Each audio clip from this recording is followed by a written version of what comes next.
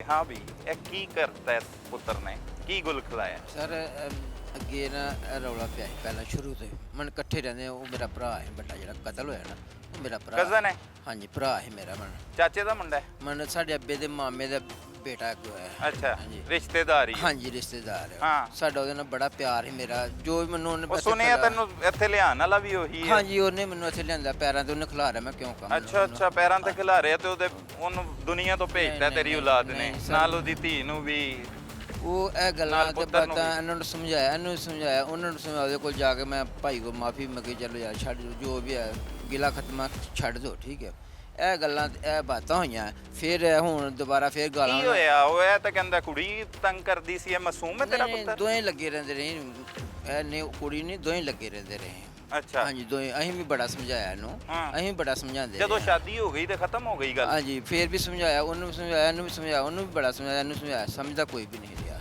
ਫਿਰ ਇਹ ਹੁਣ ਜਿੱਦਣ ਲੜੇ ਨਾ ਜਿੱਦਣ ਇਹਨੂੰ ਘਰੋਂ ਕੱਢਿਆ ਸੀ ਉਦੋਂ ਹੀ ਰਾਤ ਫੋਨ ਸੁਣਦੇ ਪਏ ਸੀ। ਉਹ ਕਰਦੇ ਪਏ ਆ ਸੁਣਦੀ ਪਈ ਜਾਂ ਇਹਨੇ ਕੀਤਾ ਇਹਨਾਂ ਨੂੰ ਫਿਰ ਚਪੇੜਾਂ ਪਈ ਕਿੰਨੇ ਮਾਰੇ ਆ ਇਹਦੀ ਮਾਮਾ ਨੇ ਮਾਰਿਆ ਰਾਤ ਨੂੰ ਜੁਮੇਰਾਤ ਵਾਲੀ ਰਾਤ ਨੂੰ ਇਹਨੂੰ ਮਾਰੇ ਆ ਹਾਂਜੀ ਇਹਨੂੰ ਮਾਰਿਆ ਚਪੇੜਾਂ ਫਿਰ ਅੱਗੇ ਘਰੋਂ ਨਿਕਲ ਗਿਆ ਹਾਂ ਫਿਰ 4 ਵਜੇ ਤੱਕ ਸਾਡਾ ਇਹਦੇ ਨਾਲ ਗੱਲਾਂ ਹੁੰਦੀਆਂ ਰਹੀਆਂ ਮੈਂ ਕਿਹਾ, ਤੂੰ ਕਿੱਥੇ ਆ ਮੈਂ ਸਿਆਲਕੋਟ ਮੈਂ ਸਿਆਲਕੋਟ ਮੈਂ ਰਾਤ ਨੂੰ ਦੁਕਾਨ ਬੰਦ ਕਰਕੇ ਆਇਆ 11 ਵਜੇ ਮੈਂ ਆ ਕੇ ਨਹਾਤਾ ਲੰਮੇ ਪੈ ਗਿਆ ਲੰਮੇ ਪੈ ਅੱਗੋਂ ਆਇਆ ਮਤਲਬ ਹੁਣ 12 ਵਜੇ ਨਾ ਜਾਂ 1 ਵਜਾ ਜਦੋਂ ਮੈਨੂੰ ਫੈਰ ਦੀ ਆਵਾਜ਼ ਆਈ ਹੈ ਨਾ ਮੈਂ ਉੱਠਿਆ ਅਸੀਂ ਛੱਤ ਤੇ ਚੜ੍ਹੇ ਆ ਮਾਂ ਦੀ ਵੀ ਛੱਤ ਤੇ ਚੜ੍ਹੀ ਹੈ ਮੈਂ ਕਿਹਾ ਨਾਲ ਦਫ਼ਤਰ 'ਚ ਹੈ ਇਹਨੂੰ ਕੋਈ 12 13 ਫੈਰ ਹੋਏ ਨਾ ਇਹ ਨਠਾਇਆ ਕਰਨ ਸਿੱਧਾ ਅੱਛਾ ਇਹਨੇ ਕਿਹਾ ਇਹ ਕੰਮ ਹੋਇਆ ਮੈਂ ਕਿਹਾ ਤੂੰ ਉਹਨੂੰ ਨਹੀਂ ਮਾਰਿਆ ਤੂੰ ਮੈਨੂੰ ਮਾਰ ਛੜਿਆ ਮੇਰੇ ਭਰਾ ਨੂੰ ਕਿਉਂ ਮਾਰ ਇੰਜ ਮੰਜੀ ਡਿੱਟੀ ਮੈਂ ਮੰਜੀ ਦੀ ਡਿੱਗ ਪੈ ਸਿੱਧੀ ਗੱਲ ਇਹ ਫਿਰ ਨੱਠ ਗਿਆ ਅੱਛਾ ਇਹ ਨੱਠ ਗਿਆ ਮੈਂ ਫਿਰ ਉਹ ਮਾਮੂ ਇਹਨੂੰ ਫੋਨ ਕੀਤਾ ਮੈਂ ਕਿਹਾ ਯਾਰ ਇਹ ਗੱਲ ਹਮਜਾ ਨੱਠ ਗਿਆ ਤੇ ਗੱਡੀ ਲੈ ਕੇ ਤੇ ਆ ਸਾਨੂੰ ਕੋ ਨੱਠ ਨਾ ਜਾ ਕੇ ਪਾਸੇ ਦਾ ਉਹਨੇ ਗੱਡੀ ਲੈਂਦੀ ਸਾਨੂੰ ਉੱਥੇ ਪਹੁੰਚਾਇਆ ਅੱਗੇ ਉੱਥੇ ਚੱਲ ਗਿਆ ਫਿਰ ਸਾਰੇ ਹੀ ਨੱਠ ਗਏ ਨਾ ਤੁਸੀਂ ਵੀ ਨੱਠ ਗਏ ਹਾਂ ਅਸੀਂ ਫਿਰ ਨੱਠ ਗਏ ਨਾ ਤੇ ਮਗਰ ਹੀ ਨੱਠ ਗਏ ਅਸੀਂ ਫਿਰ ਕੱਲਾ ਨਾ ਕਿਤੇ ਨੱਠ ਜਾ ਕਿਸੇ ਪਾਸੇ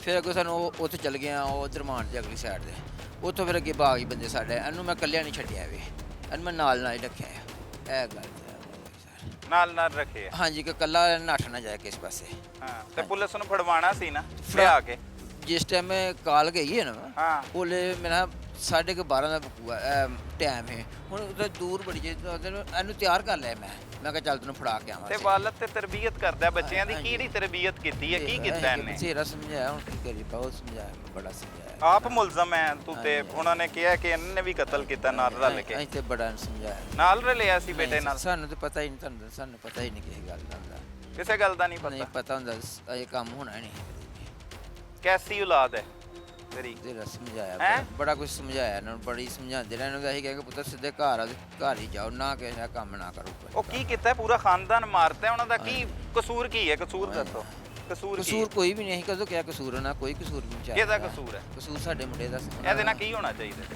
ਜੋ ਤੁਸੀਂ ਕੋ ਕਰ ਸਕਦੇ ਸੀ। ਨਹੀਂ ਨਹੀਂ ਅਸੀਂ ਕੀ ਕਰਨਾ ਹੈ ਹਾਂ, ਤੁਸੀਂ ਆਪਣਾ ਕਰਨਾ। ਜ਼ਮੀਰ ਕੀ ਕਹਿੰਦਾ ਹੈ ਜੋ ਉਹਨੇ ਘਰ ਉਜਾੜਤਾ ਜੋ ਮਰਜ਼ੀ ਕਰ ਸਕਦੇ ਜੀ।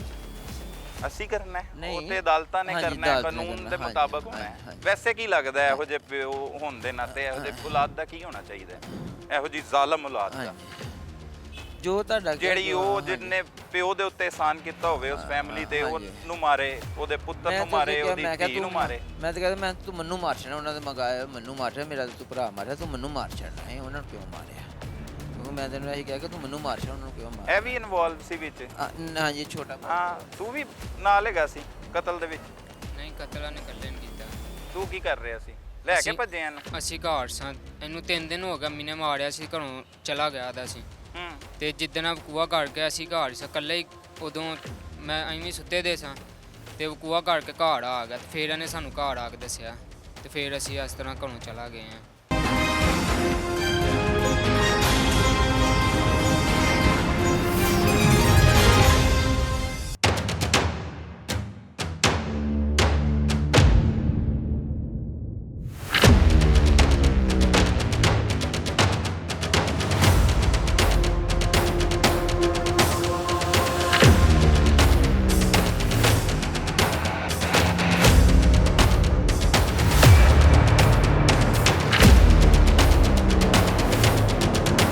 मुलजिम की मौजूदगी में ही हम असल वकूआ है क्या वो सुनाने की कोशिश करेंगे ज़हीर साहब ये कहता है कि लड़की ने इससे बहुत ज़्यादा तंग कर रखा था और वो इसे फ़ोन करती रहती थी ये उसके वालिद को बताता था ये कितना सच कितना झूठ बोल रहा है, इसने उसे ससुराल में भी रहने के काबिल छोड़ा था नहीं छोड़ा था, असल हकाइक हैं क्या? जी ये जब हमें कुएं की इतला मिली है ना, हम्म, तो हम अपनी नफरी के साथ SHO समेत हमारे SDPO साहब, DPO साहब, हम सब उधर मौके पे चले गए। मौके पे को जाके जब सूरत हाल देखी है तो इंतहाई अफसोसनाक सूरत हाल थी। सही।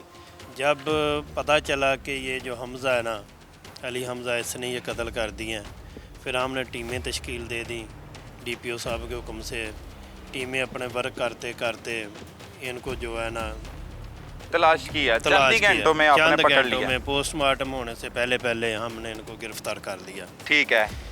जब इनसे पूछा गया असल हक़ाइक़ क्या है, तो ये कहता था कि मैं लड़की के साथ शादी करना चाहता था, लेकिन उसके घर वाले जो है ना वो मान नहीं रहे थे। अच्छा। चंद दिन कबल जो नवाज़ है लड़की का वालिद था, उसके साथ मेरी फ़ोन पे बातचीत हुई।